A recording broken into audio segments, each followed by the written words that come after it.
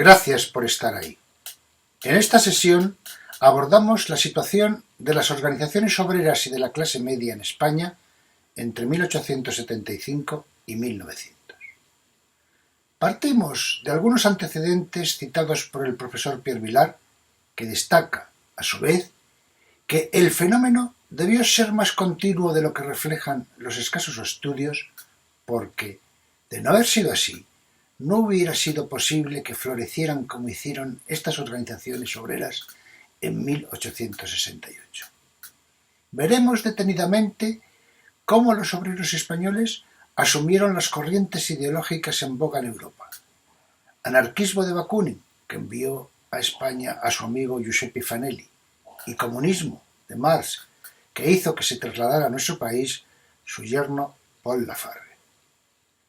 Comentamos cómo se produjo el auge de las organizaciones anarquistas ya distanciadas cuando se produce la fundación del PSOE y la UGT. Continuamos con un vistazo a las clases medias depauperadas, no eran ni burgueses ni proletarios, y hablamos de su vida cotidiana en la que reina la apariencia, y para ello se utiliza una zarzuela, agua, azucarillos y aguardiente, que refleja esa situación. Para concluir, utilizamos la figura sobresaliente de Paul Lafargue, ya citada, reflexionamos sobre su obra Derecho a la Pereza y de cómo sus ideas, 140 años después, son de las pocas que tienen posibilidades de materializarse en un próximo futuro. Empezamos.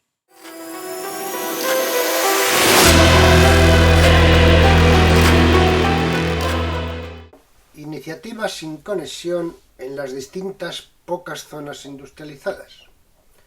En el siglo XIX, la proporción de la población industrial en España no fue nunca fuerte. 3 núcleos regionales, Cataluña, Asturias y Vizcaya, 4 o 5 ciudades, Madrid, Sevilla, Valencia, Málaga, Zaragoza, minas aisladas, Peñarroya, Río Tinto, La Unión, fueron una débil base para un movimiento obrero de tipo inglés o alemán. Y sin embargo, desde el siglo XIX, la clase obrera española ha desempeñado un papel sensible. En Cataluña, desde los años 1830-1860, se habían ya afirmado las tendencias a la asociación, sociedades de tejedores, las 3 clases de vapor, pues se referían a las 3 maquinarias que funcionaban con clases de vapor, unión manufacturera, etc., y a las sacudidas de violencia, rotura de máquinas en 1835 y huelga general en 1855, y a la agitación social cuando acaecían incidentes políticos, del 35, 40, 54. El fenómeno, explica el profesor Pierre Vilar, debió ser más continuo de lo que indican los estudios insuficientes, porque el florecimiento de las organizaciones obreras en 1868 no podría explicarse sin una fase previa de incubación. Los obreros españoles asumen las corrientes ideológicas en boga en Europa. Hasta la Revolución de 1868, las incipientes organizaciones obreras no pueden salir de la clandestinidad. Anarquistas y socialcomunistas conviven en la Asociación Internacional de Trabajadores, AIT, Primera Internacional, aunque enfrentándose. La dictadura de Serrano, finales de la Primera República, como recuerdan, los prohíbe y solo vuelven a la legalidad a partir de 1881. Tenemos por una parte a los anarquistas, cuyo líder indiscutible es Miguel Bakunin.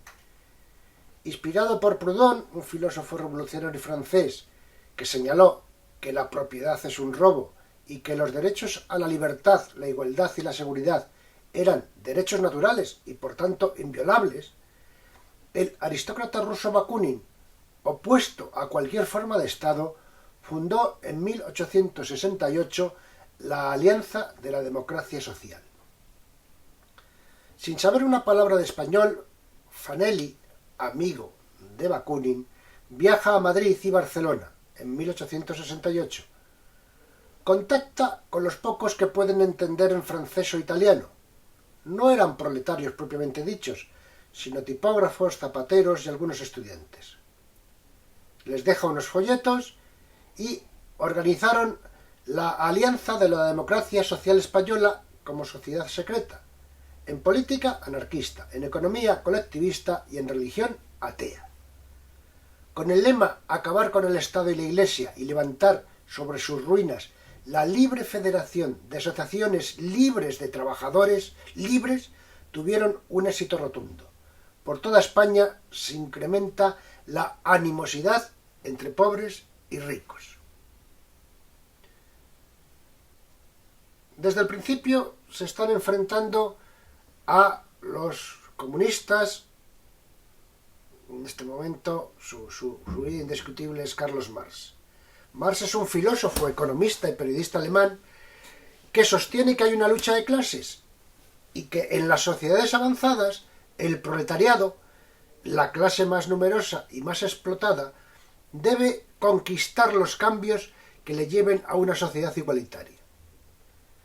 En 1864 se convirtió en el líder de la Asociación Internacional de Trabajadores, primera internacional.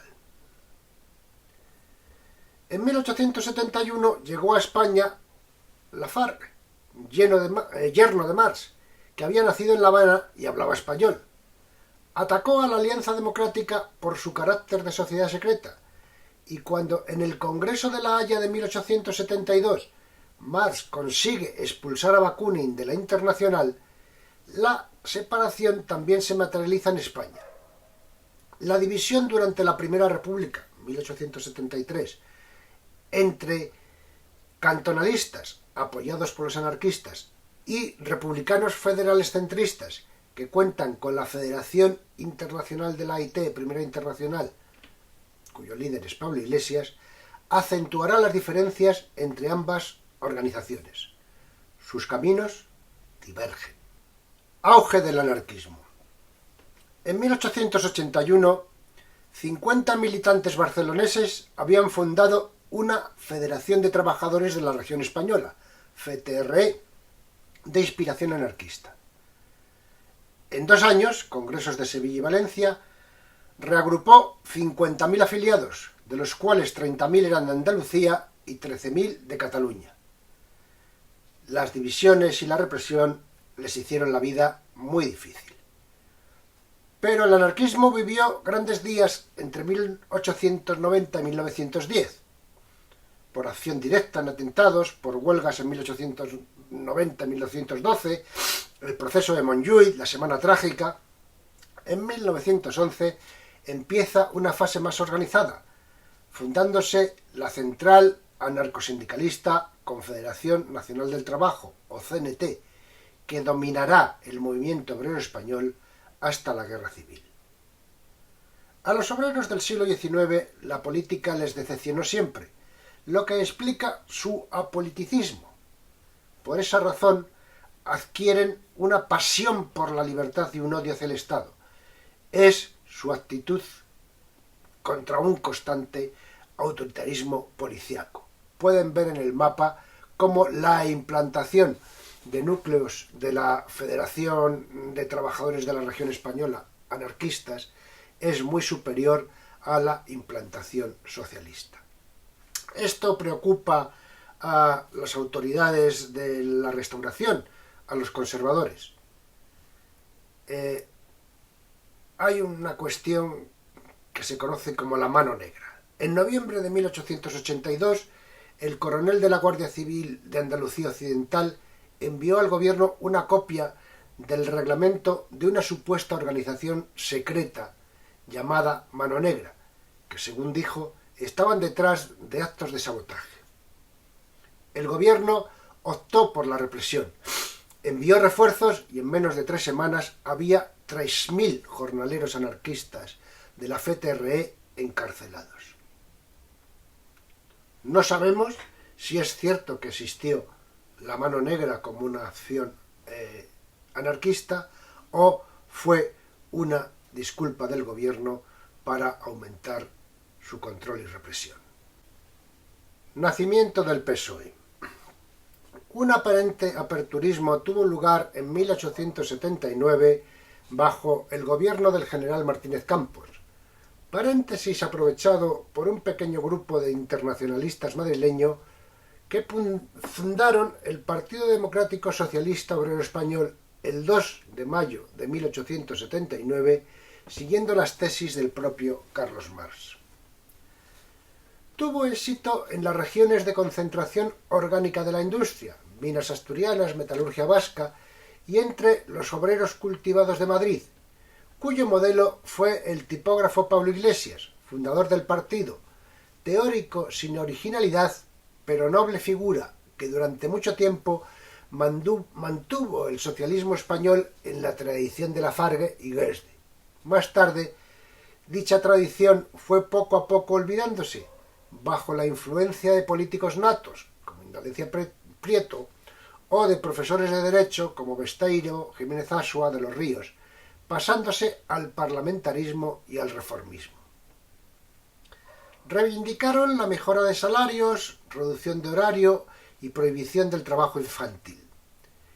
Exigían el derecho de asociación, reunión y manifestación y el sufragio universal.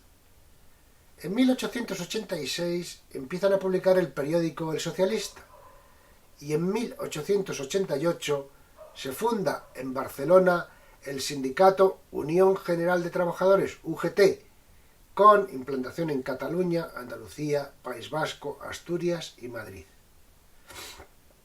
Para mejorar las condiciones laborales de los obreros, defendió la negociación colectiva entre obreros y patronas, así como el derecho a la huelga. Aunque se declaraba independiente del partido, la UGT, de hecho, mantuvo una vinculación muy fuerte y estrecha con sus dirigentes y sus propuestas de actuación. Clases medias depauperadas. El catedrático de Historia de la Universidad Complutense, Juan Francisco Fuentes, citando a Ramiro de Maeztu, destaca que a finales del XIX la llamada clase media la forman los sectores más improductivos de la sociedad española: clero, ejército, funcionariado, cuadros profesionales, educadores, situados en una posición intermedia entre las clases trabajadoras, en rigor las únicas socialmente útiles, y las clases propietarias. Se dirá que la oligarquía económica era todavía más perniciosa para el país que las denostadas clases medias. Pero, en opinión del joven Maeztu, lo que hace especialmente nocivas a estas últimas, a las clases medias, no es sólo su nula utilidad social, sino el precio desorbitado que la nación tiene que pagar para mantenerlas, porque se trata de un colectivo que vive a expensas del presupuesto del Estado y que en su impotencia para ganarse el pan al aire libre han de mendigar por los culebreos de la política los asilos del Estado. Se refiere a los militares, se refiere a los médicos de la asistencia pública domiciliaria, se refiere a todo lo que eran servicios públicos, dado que, como saben, los liberales, en principio, no quieren ninguna intervención del Estado, y aquellos que están a sueldo del Estado les parecían una carga. Ramiro de Maeztu, al que cita el profesor, nacido en Vitoria en el 1874 y muerto en Aravaca en 1936, fue un ensayista, novelista y político que en su juventud coqueteó con el socialismo corporativo, el socialismo de gremios, pero que después giraría a posiciones cada vez más conservadoras, llegando a ser designado embajador en Argentina por el dictador Miguel Primo de Rivera. Por su parte, los anarquistas, en su revista Acracia, enero de 1887, recoge igualmente Fuentes, señalan que hay que distinguir entre burguesía y clase media. De la primera forman parte el capitalista, el banquero, el acaparador y los políticos de conciencia elástica. Por el contrario, señalan, la clase media constituye esa pequeña burguesía que trabaja mucho y dispone de poco, y que es, al propio tiempo, víctima de una especie de esquizofrenia social pues perteneciendo al pueblo se siente forzada a enmascarar su condición y a imponerse un estilo de vida nada acorde con su situación real. Agua, azucarillos y aguardiente. Esta zarzuela, en un acto con libreto de Miguel Ramos Carrión y músico de Federico Chueca, fue estrenada en el Teatro Apolo de Madrid el 23 de junio de 1897. En ella se refleja el ambiente de la clase media madrileña empobrecida y en contacto con la clase popular, y para hacerlo presenta literaria y musicalmente una acción con alusiones constantes a noticias del día, tipos con niñeras, barquilleros, aguadoras, etc., y situaciones reales de penurias económicas en localizaciones concretas de la ciudad de Madrid. Destaca, en este sentido, la melodía interpretada por un coro de niños Arrión tira del cordón.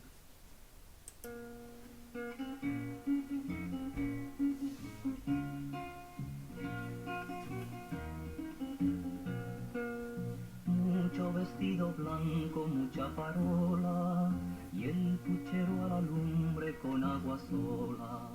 Arrión, cara de ladrón, si vas a Valencia, ¿dónde vas, amor mío, sin mi licencia?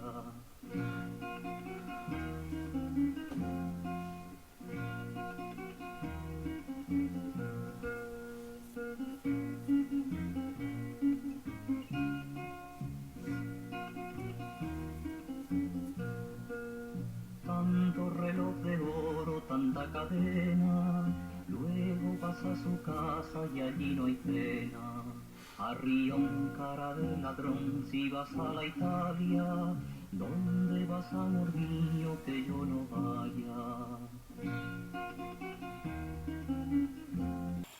De los personajes que hemos ido viendo, vamos a destacar a Pal Lafargue, el primer marxista hispano.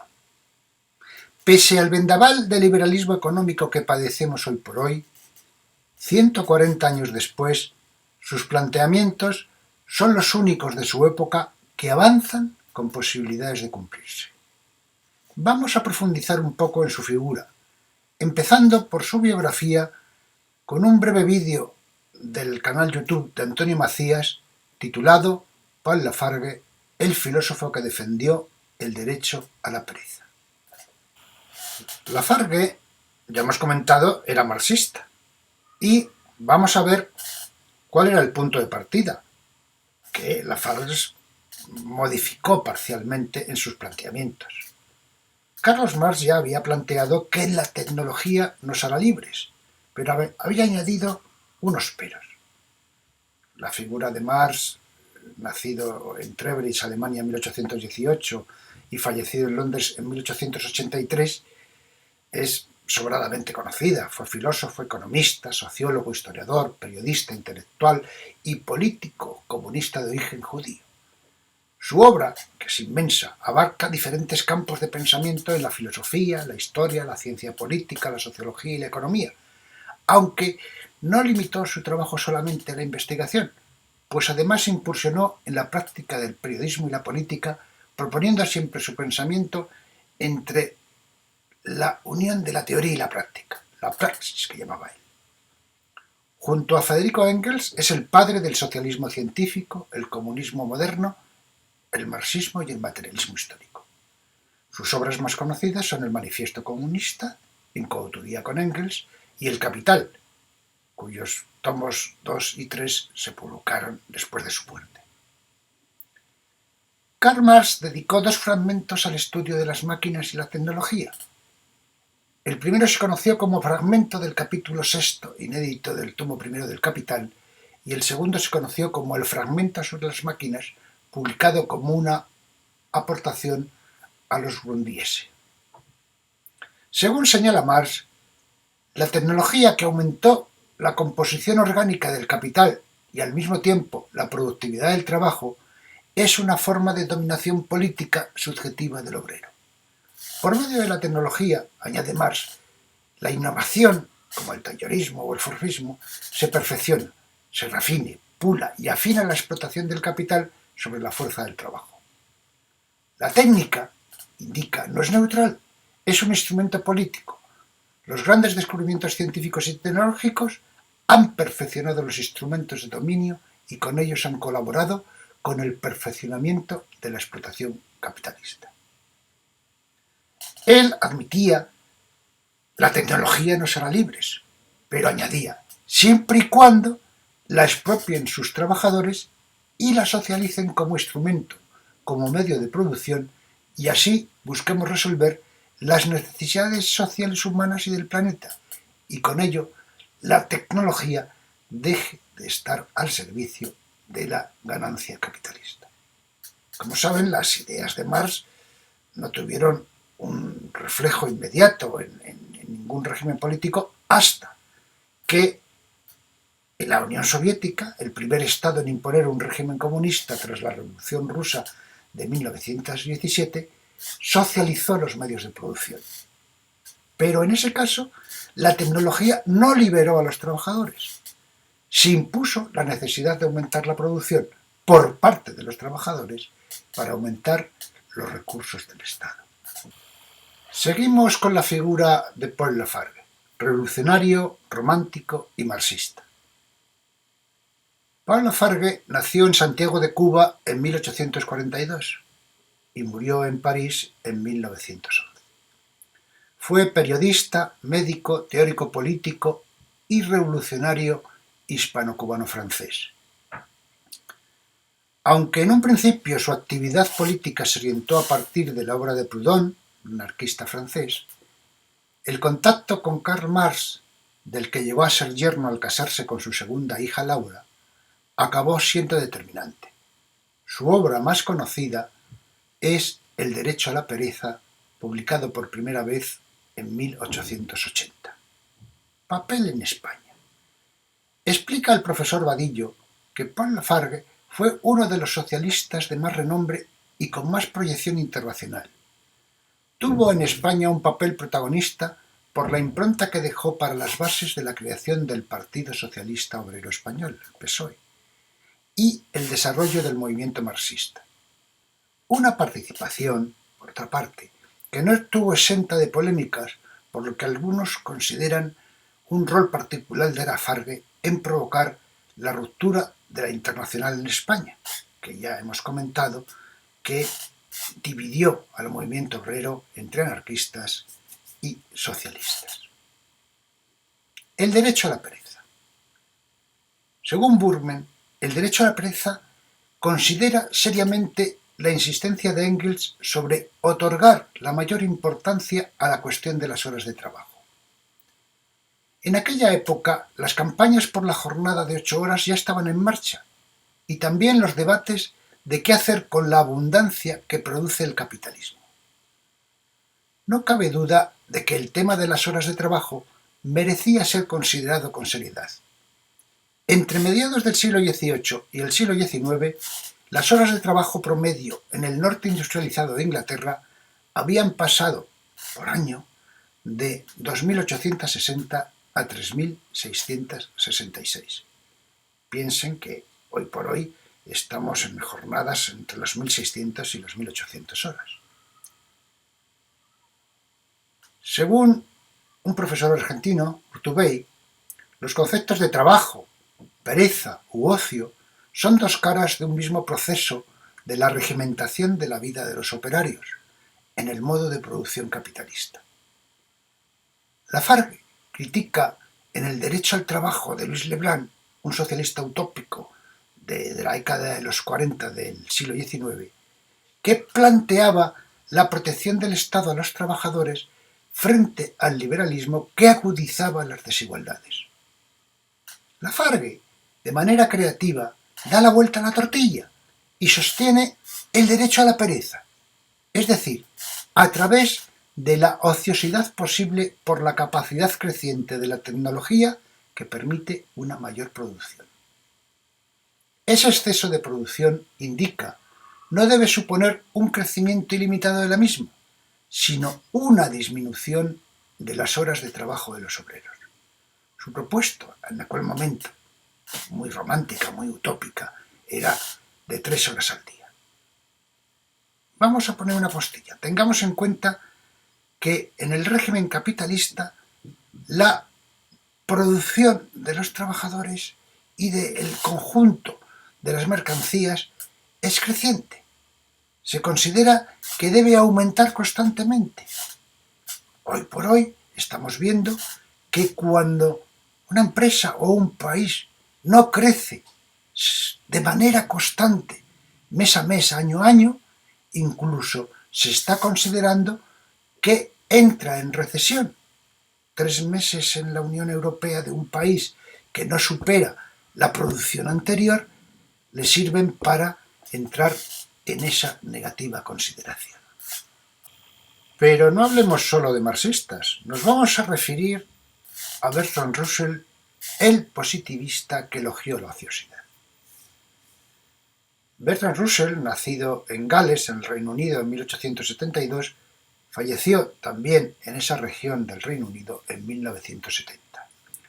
Fue filósofo, matemático, lógico y escritor británico, ganador del Premio Nobel de Literatura en 1950.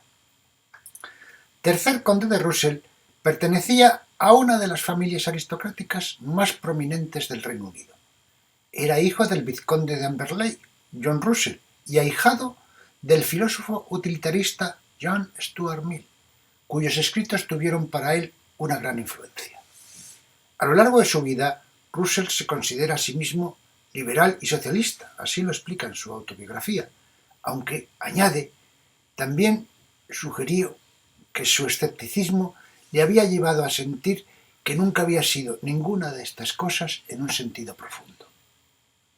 En opinión de muchos, Bertrand Russell posiblemente haya sido el filósofo más influyente del siglo XX, al menos en los países de habla inglesa, considerado, junto con Gottho Fert, como uno de los fundadores de la filosofía analítica.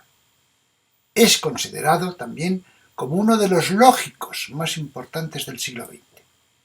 Escribió sobre una amplia gama de temas, desde los fundamentos de la matemática y la teoría de la relatividad, al matrimonio, los derechos de las mujeres y el pacifismo. Elogio de la ociosidad y otros ensayos. Russell escribió Elogio de la ociosidad en 1953.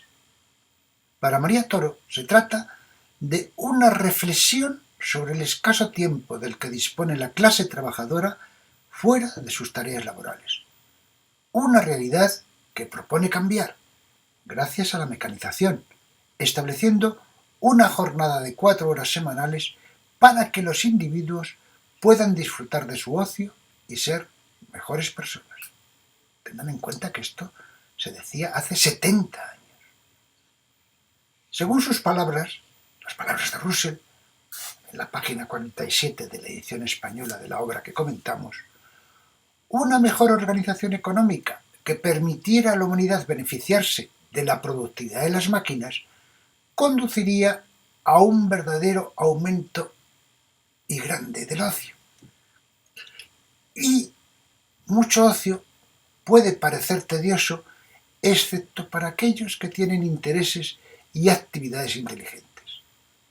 Si una población ociosa ha de ser feliz, tiene que ser una población educada. También, dentro de la misma obra, podemos encontrar como una de sus genialidades el ejemplo de la fábrica de alfileres capaces de satisfacer la producción mundial. Inventan una máquina que duplica esa producción de alfileres y la empresa, en lugar de reducir la jornada de los trabajadores, entra en crisis por exceso de oferta y tiene que despedir a la mitad de la plantilla. ¿Puede imaginarse algo más insensato?, apostilla Russell. Vamos a referirnos por último a un autor actual muy en boga, que es Aaron Bastani, que viene a señalar que la tecnología nos llevará a un comunismo de lujo. Aaron Bastani, escritor y periodista británico, que nació en 1983, de padre iraní, cofundó la organización de medios de izquierda Novara Media en 2011 y ha presentado y copresentado muchos de sus podcasts y vídeos. Después de un vídeo de 2014 para la publicación, popularizó un juego totalmente automatizado que describe una sociedad postcapitalista en la que la automatización reduce en gran medida la cantidad de trabajo que los humanos deben realizar. Escribió el libro en 2019 con ese título, Comunismo de lujo totalmente automatizado, profundizando en el tema. Bastani también es colaborador habitual de los periódicos The Guardian, London Review and Walk, Open Democracy, Vice, y es conocido por su actividad en la red social Twitter, ahora X. En el podcast de Polypod podemos escuchar cómo Bastani presenta un escenario de crisis multidimensional que hoy se enfoca sobre todo desde la perspectiva de la escasez y la desigualdad, y cuya propuesta hegemónica es aumentar los sacrificios para, en el mejor de los casos, vivir en un declive más suave.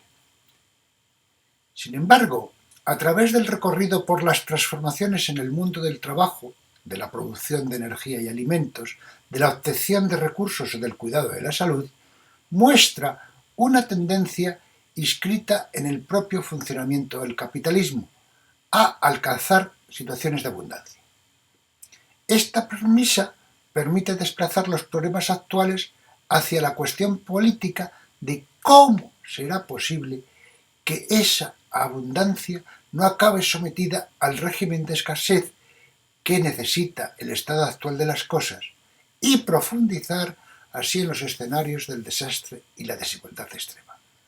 Al contrario, delimita la posibilidad de una amplia distribución de posibilidades de vida que hoy consideramos de lujo. Bastani sugiere el escenario de una tercera disrupción. Como recordarán, la primera gran disrupción fue el descubrimiento de la agricultura en el Neolítico, la segunda, la revolución industrial, y para la tercera habla de un mundo en el que las nuevas tecnologías, las energías alternativas, tendrán un coste residual que terminará con los combustibles fósiles. Los alimentos sintéticos eliminarán el hambre en el mundo. La bioingeniería producirá medicamentos baratos y eficaces, etc.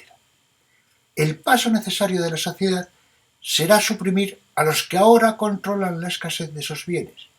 Pero, matiza, subraya, esa opción ya está en marcha. Hay una mayor reducción de las jornadas laborales, renta básica universal para los favorecidos, sanidad y educación universal. Avanzan poco a poco, es cierto, y además hay, dentro de lo efímero del ciclo de vida de una persona, pues situaciones en las que estos avances podemos encontrarnos con que un cambio político dan varios pasos atrás, pero lo que podemos observar es que en el último medio siglo hemos ido avanzando. Es la tecnología no será libres que preconizaba con dudas Marx, la expresada como derecho a la pereza por Lafargue y la reivindicada como elogio de la ociosidad por Russell. Todas ellas llevan el camino a una revolución sin retorno. Les agradezco mucho su atención. Espero que día a día se vayan haciendo una idea más precisa de lo que representó la restauración canovista.